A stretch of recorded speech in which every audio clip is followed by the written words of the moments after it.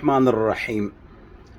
اگر آپ کے گھر میں 3 باتیں موجود ہیں تو اولاد کی تربیت کی ضرورت ہی نہیں ہے، اولاد کی تربیت خود بخود ہوگی انشاءاللہ ماحول کی وجہ سے۔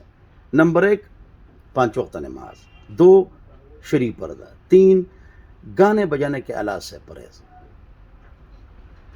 اور گھر میں اگر نماز نہیں ہے یا شرعی پردہ نہیں ہے، بے پردگی، اور نمبر 3 گانے بجانے کے آلات دن رات چل رہے ہیں، تو ہمارے بچوں کی تربیت کیسے ہوگی؟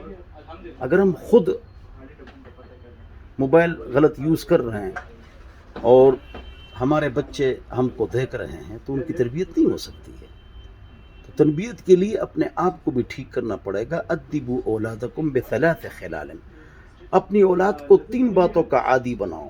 حب نبیکم، پاک نبی سے محبت، ان کے قصے سناؤ، سفر میں دسترخوان پر کپنی ان کو دو، سمجھاؤ ان کو۔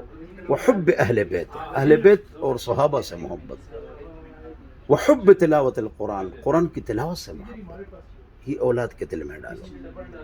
تو اولاد کی تربیت ضروری ہے، پیار سے، محبت سے، گالی، غصہ، لڑائی، پٹائی یہ کام نہ کریں، اس سے تربیت نہیں ہوتی۔ بچے بدک جاتے ہیں، خراب ہو جاتے ہیں، ڈھیٹ ہو جاتے ہیں۔